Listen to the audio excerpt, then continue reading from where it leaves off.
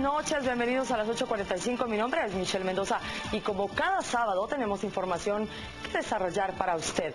Recordemos que hoy se desarrolla una actividad sumamente importante para la municipalidad capitalina. Se trata de este 10K que ha bloqueado algunas carreteras y arterias principales de la ciudad capital.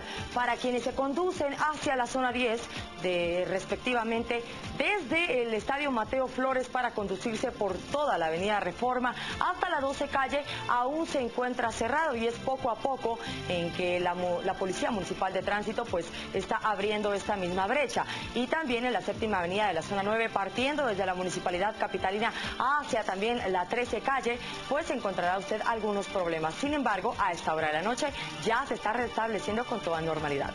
¿Qué les parece si partiendo de esta información iniciamos con los titulares? Cada vez son más los guatemaltecos que están gozando los beneficios de hacer crecer su dinero con ahorro seguro. Presenta los titulares. Observatorio Indígena considera que sucesos violentos registrados en este 2015 se debe a la época electoral. Son responsables también los políticos. Tan solo 140 personas de 3.000 señaladas de morosos por la Superintendencia de Administración Tributaria han pagado hasta hoy su deuda. Hoy se conmemora el Día Internacional de la Eliminación de la Discriminación Racial. Para la comisión encargada de contrarrestar este flagelo, no hay mucho que celebrar. Ministro de Comunicaciones Víctor Corado asegura que la cartera ya desembolsó 250 millones de quetzales para saldar cuentas con Covial para mantenimiento de carreteras. Corea del Sur, China y Japón se reunieron por primera vez en 3 años. Acuerdan trabajar juntos para restaurar las cumbres trilaterales entre sus líderes. Cada vez son más los guatemaltecos que están gozando los beneficios de hacer crecer su dinero con ahorro seguro. Presentó los titulares.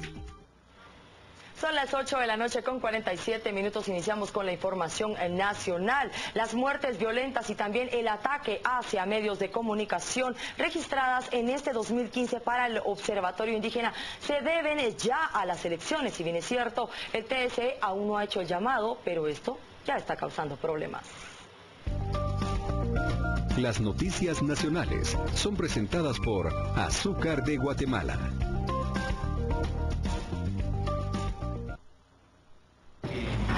Ante la ola de violencia que se vive en Guatemala, el representante del Observatorio de Pueblos Indígenas considera que se debe a una violencia electoral, además de mostrarse preocupado ante una posible estrategia de los partidos políticos de generar temor en la población guatemalteca. Me parece que lo que hay es una violencia electoral encaminada, digamos, ¿no?, con una posibilidad de una estrategia de criminalizar, y sobre todo este asesinato de periodistas obedece, digamos, a una estrategia oscura que debería ser la CICIG, la que debería investigar si es el narcotráfico el que está atrás de esto o son los partidos políticos que están detrás. O sea, no detecto otra posibilidad que sea, digamos, esa cadena de posibilidad que hay.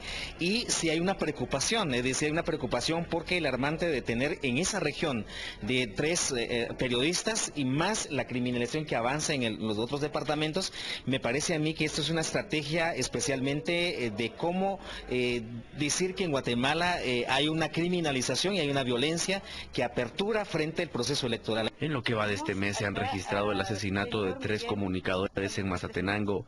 Ha sido intimidado un columnista de prensa y las muertes violentas que se han ido acumulando a diario. Y esa preocupación de asesinato de periodistas, eso pasa porque hay una estrategia oscura de los partidos políticos o del narcotráfico, del crimen organizado que está detrás. Seguimos hablando sobre las elecciones para este 2015 y es que antes del mes de mayo las personas que viven en por lo menos 4 municipios creados por el legislativo deben actualizar sus datos, esto para poder participar en las elecciones nacionales. El director del Registro Nacional de las Personas informó que las personas que habitan en los nuevos municipios recién creados por el Congreso de la República deberán de actualizar datos antes de mayo para poder votar en las elecciones generales 2015. Según el director, es el TSE quien tiene que fomentar esto. el caso concreto será el tribunal el que tenga que definir qué va a hacer en los nuevos municipios.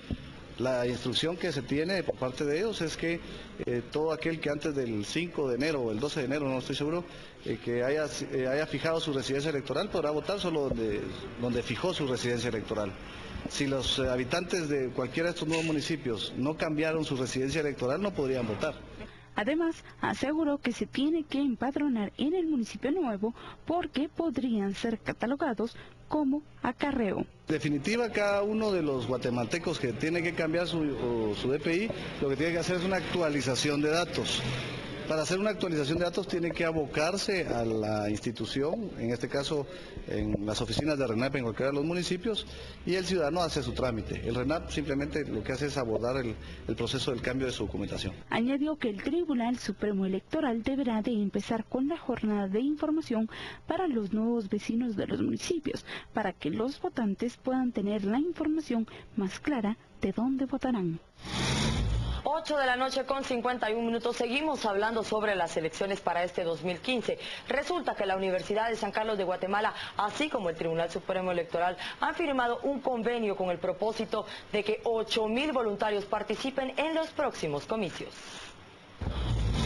Con el objetivo de establecer las bases para implementar el voluntariado electoral, el Observatorio Democrático y coordinar los programas del ejercicio profesional supervisado de las unidades académicas que participarán en la observación del proceso electoral 2015, la Universidad de San Carlos de Guatemala y el Tribunal Supremo Electoral firmaron una carta de entendimiento interinstitucional. Creemos en el trabajo que se está realizando y precisamente con el propósito de ayudar y fortalecer en este proceso, como lo mencioné, estamos firmando esta carta de entendimiento. También quiero, como ustedes lo saben, recordar que como G4, las 4 instituciones nos llegamos a manifestarles nuestra preocupación al Tribunal Supremo Electoral por este proceso y a manifestarles nuestro total respaldo y apoyo. Aquí hay que fortalecer la institución, hay leyes establecidas pues que en su momento tendrán que dilucidarse, como decía el señor presidente del Tribunal Supremo Electoral. Según el TSE y la Universidad de San Carlos, la cooperación institucional a través de esta carta de entendimiento ayudará a consolidar y profundizar la democracia en el país. Y resulta que aproximadamente 20 personas fueron trasladadas hacia Zacapa, esto desde el Hospital Federico Mora. Un grupo de 21 adultos mayores con problemas mentales fueron trasladados del Hospital Federico Mora a un centro de atención ubicado en la aldea Llano Verde en Río Hondo, Zacapa. Para algunos trabajadores que prefirieron no hacer públicas sus declaraciones, informaban que esta acción estaba violando los derechos de los pacientes por no tener la atención necesaria. Ante estos señalamientos, el ministro de Salud aseguró que las condiciones de estas personas fueron evaluadas para su atención. El área en donde van a estar ellos es muchísimo pues apropiada, muy apropiada para la atención que se les puede dar. Acá van a tener un equipo médico de enfermeras y además va a haber una fase de transición en la que van a estar haciéndose turnos de 3 a 5 enfermeras del Hospital Federico Mora para poder dar el apoyo. La acción que estamos tomando tiene el fundamento básico en la dignidad de los pacientes. Ellos no queremos que estén expuestos a cualquier situación complicada que se pudiera dar en un ataque de otra persona que tenga una enfermedad mental o en una complicación de tensión. Ante los señalamientos de algunos trabajadores de que la inversión del centro sobrepasa los 9 millones de quetzales, el dirigente de la cartera lo niega aduciendo que la inversión del ministerio ha sido mínima y aseguró que un porcentaje mayor es aporte de una fundación internacional. Para todo el año, para darle cobertura todo el año de atención, son 2 millones de quetzales los que se acordaron. Precisamente los 2 millones tienen un aporte adicional en esta alianza público-privada de donaciones internacionales. El ministro informó que las últimas 2 semanas de abril se estarán trasladando los 39 pacientes más que atenderá el centro. Y según la Procuraduría de los Derechos Humanos, aproximadamente 500 jovencitas menores de edad fueron víctimas de trata de personas a lo largo de este 2014. La Procuraduría de los Derechos Humanos presentó un informe sobre el delito de trata de personas en el país. Según informaron, el año pasado se identificaron más de 500 personas, la mayoría mujeres menores de edad que fueron víctimas de este delito. Cuenta de que dentro de la población vulnerable en Guatemala, las niñas y las mujeres y los pueblos indígenas son la población más vulnerable, donde las víctimas de esas poblaciones fue donde las víctimas salieron. Nos dimos cuenta que las mujeres y las niñas y que las víctimas oscilan entre edades de 11 a 19 años. Y que en las modalidades de explotación sexual, ¿verdad? Pero que en las modalidades de explotación laboral, en trata, la población indígena es la población más afectada. Según la PDH, faltan políticas por parte del gobierno central para combatir ese delito. Encontramos falencias en las políticas, especialmente en la atención. Creemos que no se puede dar persecución al delito si no se atiende a la víctima, que debe estar inmersa en una justicia integral. Y lamentablemente, aunque hubieron 19 sentencias, esa justicia integral como tal no se observó y no se les restituyeron los derechos a las víctimas de trata. No es solamente el detectar y rescatar a las víctimas, conlleva un proceso, una responsabilidad de Estado para que esas víctimas realmente sean mujeres o niñas gozadoras de derechos. Las noticias nacionales fueron presentadas por Azúcar de Guatemala. Y faltan escasos 4 minutos para que lleguemos a las 9 de la noche. ¿Qué les parece si vamos al primer corte? Pero al regresar tenemos más información de índole nacional.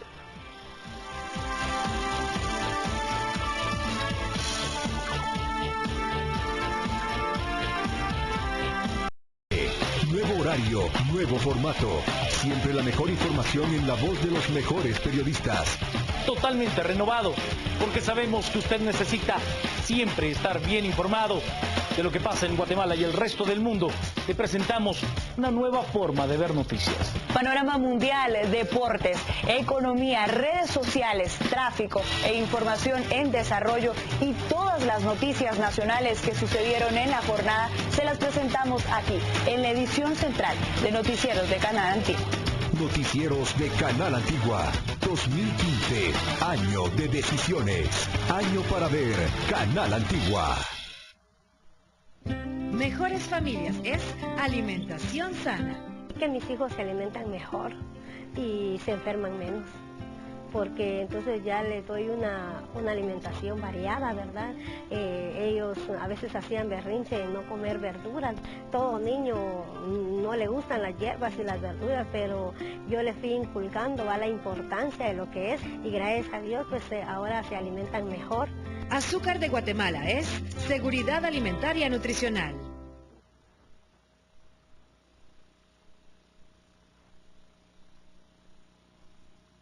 Los guatemaltecos no queremos nada regalado, queremos empleo. Necesitamos un líder con experiencia en generar empleo. Analiza a los posibles candidatos. Fundación Identidad, Fidenti. El mejor programa social es un buen empleo. Necesitamos un líder con experiencia en generar empleo. Analiza a los posibles candidatos. Fundación Identidad, Fidenti.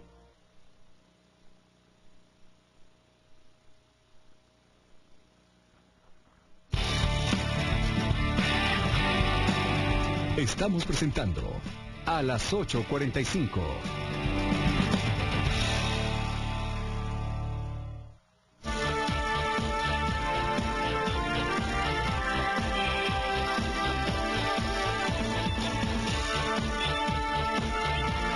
Muchísimas gracias por continuar en sintonía de Canal Antigua. A las 8:45 seguimos con más información de índole nacional.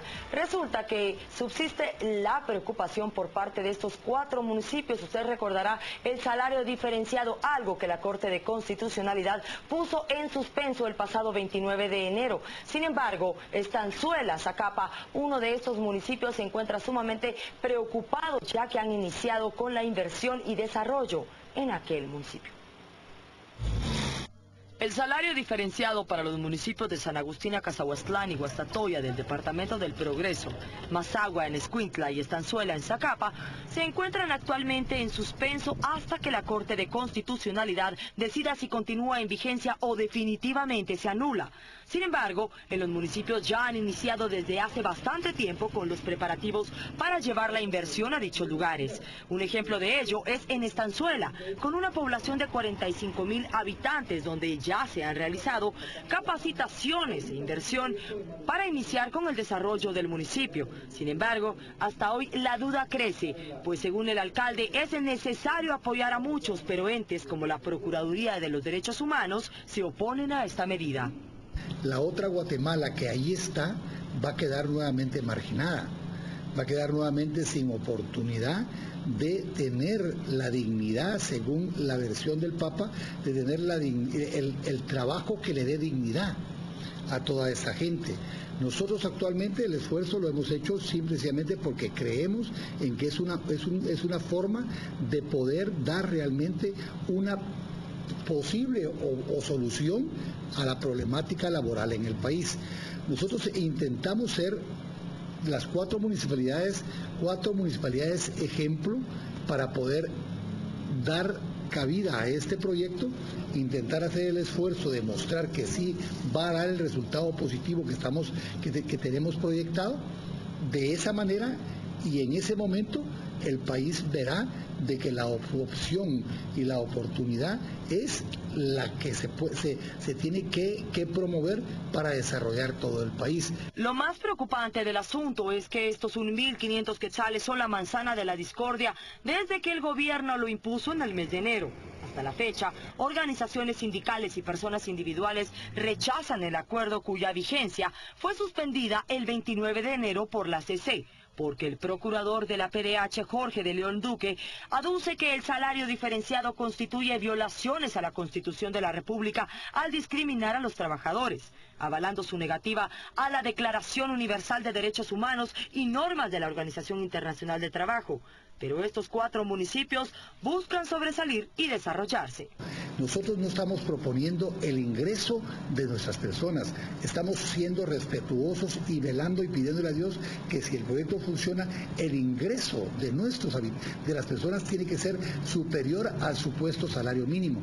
Lo único que está puesto en la palestra como un aspecto de competitividad es el pasivo laboral proporcional de los laborantes, pero aún así estarían imbuidos en los beneficios de IRTRA, pueden optar a un crédito, tienen su bono 14, tienen su indemnización, aguinaldo, liquidación, ventajas económicas, posibilidad de poder organizarse y defender sus derechos por sí solos, eliminar el concepto de las sociedades de dependencia.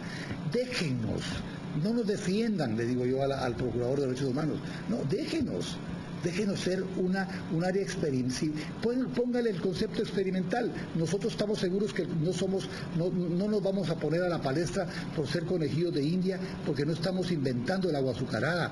Ya en más de 54 países en el mundo ya tienen la muestra del uso del salario diferenciado. ¿Por qué no va a funcionar en Guatemala? El argumento que manifiestan estos cuatro alcaldes es que al establecer los salarios diferenciados se mejoraría la situación actual. Además, aseguran que en continentes como Europa ha funcionado, sin embargo, estos están definidos conforme a la teoría del capital humano, es decir, conocimientos requeridos por tales labores. Pero para quienes se oponen, la idea del salario mínimo diferenciado debe realizarse después de haber hecho los estudios que evalúen las ventajas y desventajas propiamente de nuestro país, su idiosincrasia y trabajadores. Y ven como cada semana seguramente usted ya adquirió su revista Contrapoder, pero para quienes no lo han hecho, hay un tema sumamente importante de portada. Resulta que Roxana Valdetti y Sandra Torres, que son ambas políticas antagonistas desde hace 7 años, se han convertido en las dos políticas más importantes de Guatemala. Aunque no busquen parecerse, ¿sabe qué? Guardan más similitudes de las que usted creía. Tras de los últimos 2 presidentes de Guatemala, sobresalen 2 mujeres, Sandra Torres y Roxana Valdetti, ambas con gran liderazgo. liderazgo y poder, según algunos expertos en imagen pública. Una característica común entre ambas políticas es que han roto paradigmas y modelos. Torres, en su periodo político, implementó y dirigió el Consejo de Cohesión Social, acciones por las que aún se le recuerdan. Por otra parte, Roxana Baldetti trabajó por la trata de personas y la equidad de género. Ambas se preocuparon por el sector mujer. Ambas lograron superar esta figura de poder masculina. Sandra Torres supera la imagen de poder de quien entonces era su esposo Álvaro Colón como presidente de Guatemala, y ahí está Roxana Baldetti, que supera también la figura de presidente de Otto Pérez y se perfila al estar al mismo nivel de poder y mismos niveles de decisiones. Han luchado por factores en pro de la mujer. Uno de los factores tal vez más olvidados ha sido que Roxana Baldetti sí trabajó mucho en su gestión acerca del trato de blancas. Sandra Torres, por su parte, apoyó mucho la violencia contra la mujer. Se preocupó mucho por esta parte de que la mujer y dignificación. Ambas políticas en su ejercicio del poder han tenido algunas acusaciones en diferentes situaciones. También una de las similitudes ha sido pues los fuertes señalamientos que se le han hecho, principalmente a las dos, en un lado pues no solo por la transparencia, el manejo de los recursos y muchos señalamientos de corrupción. En cuanto a las diferencias, los analistas aseguran que el trabajo de Baldetti en el legislativo es una de las principales diferencias. Otra de las diferencias está principalmente con la carrera política, principalmente relacionada con el Congreso de la República. En este caso, pues Roxana Baldetti tiene una experiencia de 8 años o cumplió un rol bastante protagónico en el Congreso de la República, y Sandra Torres no tiene una experiencia legislativa. Esa sí es una diferencia que marca a una. En cuanto a imagen y presencia en las redes, también existen otras diferencias. Expertos en marketing político aseguran que ambas están cambiando la percepción de las personas actualmente. Según Castillo, Baldetti está subiendo de perfil, mientras que Torres ha bajado. De que Roxana Baldetti actualmente se está mostrando más lujosa, está mostrando más como una dama de alta sociedad, y Sandra Torres está cambiando su perfil a un perfil más humilde. Pese a las diferencias, queda claro el liderazgo y poder de cada una de ellas. Crearon sus propias estrategias de trabajo que les han generado más críticas que aplausos. Sin embargo, las dos han dejado huella en la historia nacional por la forma en la que han ejercido sus cargos. Con información de Sofía Menchú para Contrapoder y Yasmin Ávila para Canal Antigua.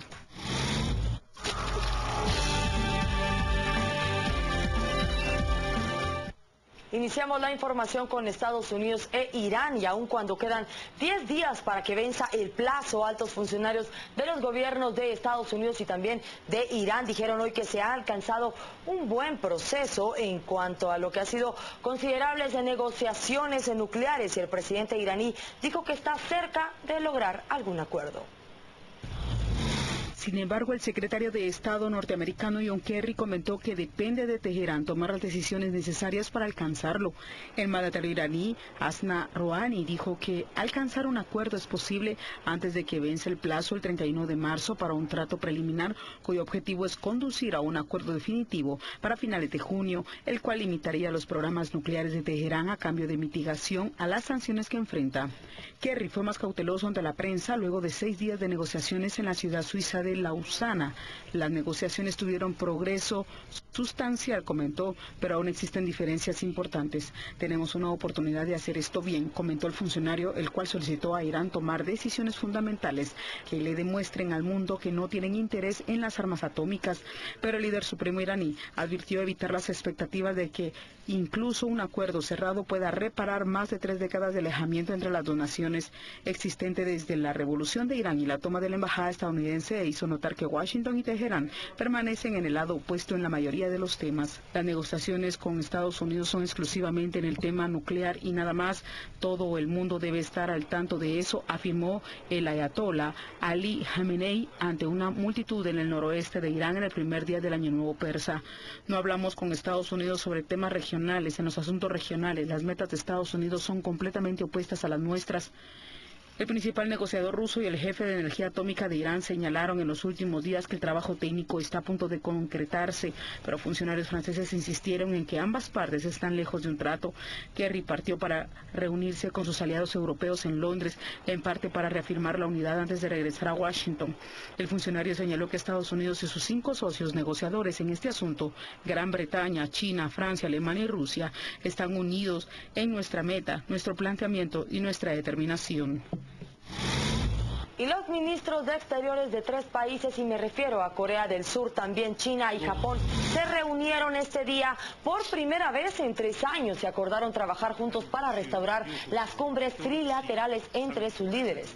Estas conversaciones entre los máximos diplomáticos de los países se habían suspendido en medio de amargas disputas históricas y territoriales que se remontan a la brutal colonización japonesa de la península coreana y a su invasión de China en la primera mitad del siglo XX. El sentimiento antijaponés en Corea del Sur ha crecido de forma drástica en los últimos años, a los que se considera como una campaña japonesa por ocultar su sangriento pasado.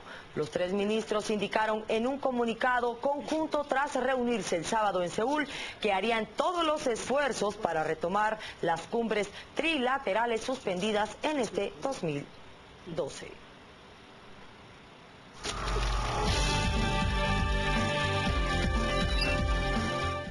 13 minutos pasan de las 9 de la noche, vamos a un segundo corte. Por favor, quédese en sintonía de Canal Antigua, que al regresar retomamos información que sucede en nuestro país.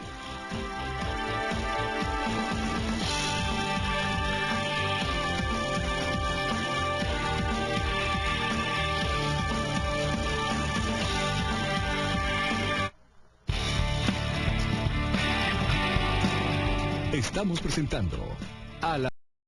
Para mantenerte siempre mejor informado, Canal Antigua, mira sin límites.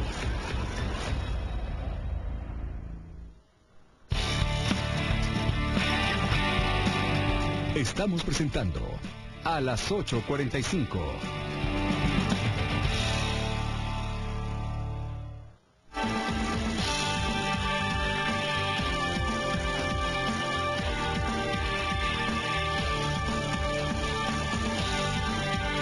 Gracias por continuar en sintonía. De las 8:45 tenemos información. Ahora hablemos sobre Guatemala. Resulta que usted recordará que en tan solo 4 días fueron atacados 4 periodistas, 3 de ellos fallecieron, uno más el viernes hace 8 días, y en este sentido ha sido detenido otro implicado en la muerte de un camarógrafo en el departamento de Suchitepeques. El hombre ha sido identificado como Elmer Jonathan Rosales, alias El Pelón, quien es presunto extorsionista.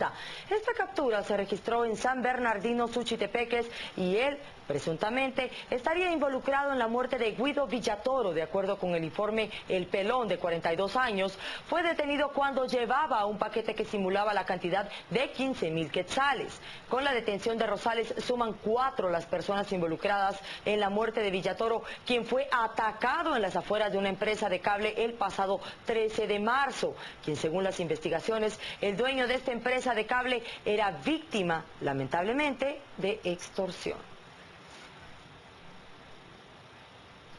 Y seguimos hablando sobre temas de capturas. 2 personas fueron arrestadas este día por estafar con teléfonos celulares en la zona 9. Estos detenidos corresponden al nombre de Jorge Eduardo García y Marco Antonio. Ambos capturados ofrecían teléfonos celulares de una empresa de telefonía. El modo de operar es que estos indicados vendían teléfonos como nuevos, pero en realidad revendían teléfonos que habrían sido robados anteriormente, usando la imagen de la marca de esta misma empresa telefónica. Esta captura se logra luego de un seguimiento de las personas que realizaron una compra y, por supuesto, fueron víctimas de estafa por los supuestos delincuentes.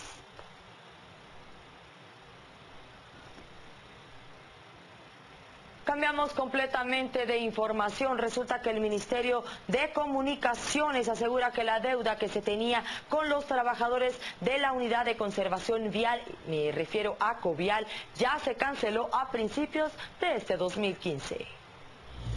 cuanto a Covial, que era lo que estábamos mencionando ahorita, se tenía una deuda de 250 millones del año pasado, que fue un malestar que tuvieron ellos, que no nos habían logrado pasar el Ministerio de Finanzas por las situaciones financieras que se dieron al final del año, y que gracias a Dios el Ministerio de Finanzas logró recaudar y darnos esta plata a principios de año, lo cual nos permitió solventar el 100% de la deuda que se tenía el año pasado, y así vamos trabajando año con año desde que nosotros tenemos la administración. Es cierto, tenemos una deuda que nosotros heredamos como gobierno, que sigue estando dentro de sus mismos márgenes, ¿verdad? No solo en esta unidad, sino que en varias unidades, que está alrededor de los 2.500 millones de quetzales.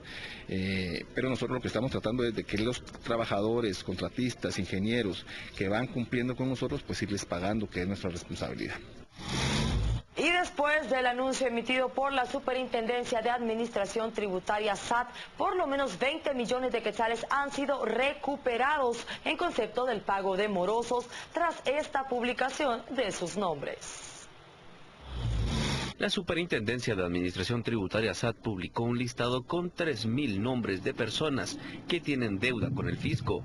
Hasta hoy se han acercado tan solo 140 personas a solventar su situación. Esto viene siendo un 20% de los morosos. Alrededor de un 20% de los que se han acercado ya han pagado los adeudos que tenían pendientes con la administración tributaria. El otro 80% de los que se han acercado están en proceso de adquirir un financiamiento para poder cumplir con el pago de estos adeudos, y otros que nos han solicitado convenios de pago. Cifras, los que han pagado andan muy cercanos, es una cifra muy alrededor de los 20 millones de quetzales. Según Franco, titular de la SAT, el monto recuperado suma alrededor de 20 millones de quetzales de los 700 millones que tiene contemplados recaudar por esa medida. Y bien, es momento de irnos a una tercera pausa. Por favor, no cambie de canal, que ya regresamos aquí en Canal Antigua.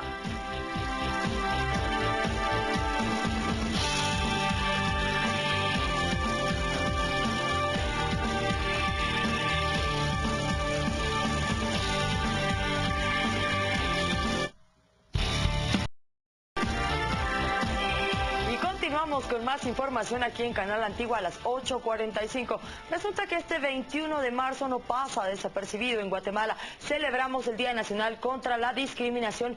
Para la comisión encargada, aún falta mucho por hacer para que se evite la discriminación en nuestro país.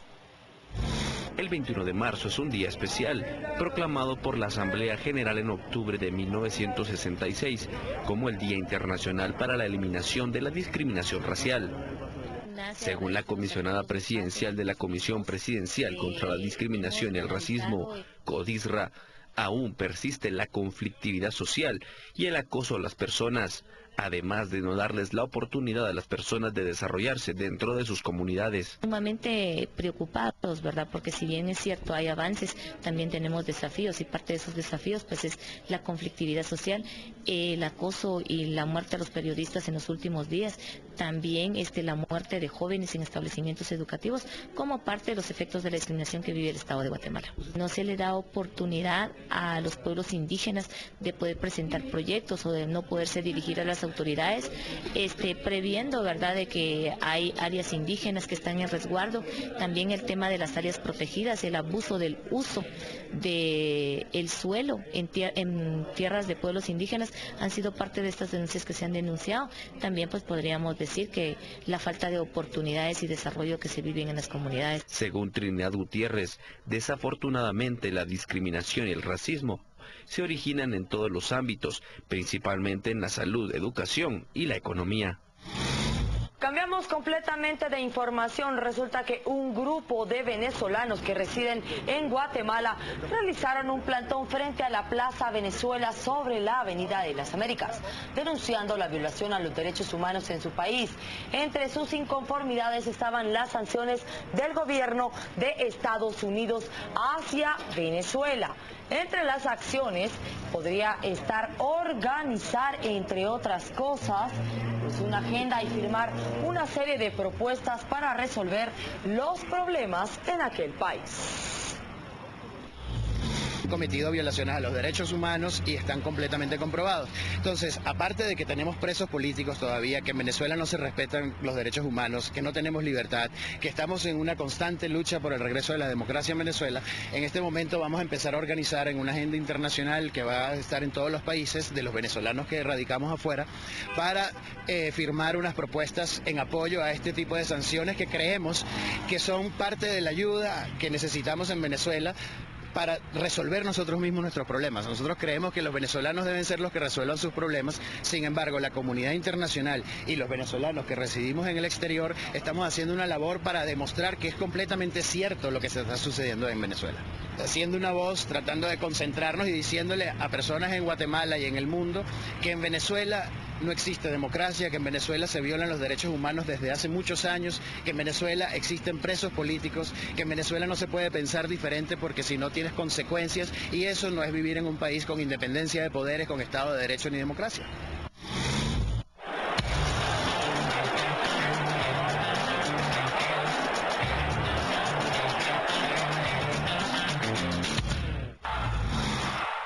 Iniciamos con la información deportiva. Lamentablemente tenemos que informar, y estas son imágenes sumamente fuertes para que usted lo tome en cuenta y que no hayan menores de edad en este motivo.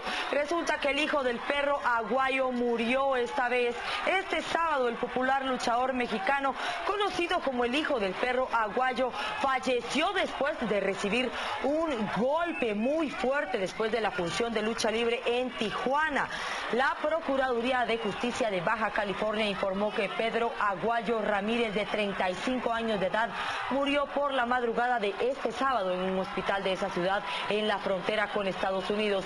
Las imágenes, como les repetimos, muy fuertes de este video muestran a Aguayo inconsciente en las cuerdas tras recibir una patada voladora del luchador conocido como el Rey Misterio Jr., cuyo nombre es pila de Oscar Gutiérrez y quien tuvo una exitosa carrera de más de una década de la compañía estadounidense de lucha libre WWE. La pelea continuó por unos cuantos minutos, aparentemente sin que los otros participantes y tampoco el árbitro se diesen cuenta que Aguayo estaba gravemente herido, hasta que fue atendido y sacado en camilla del Auditorio Municipal de Tijuana, donde se realizaba la cartelera.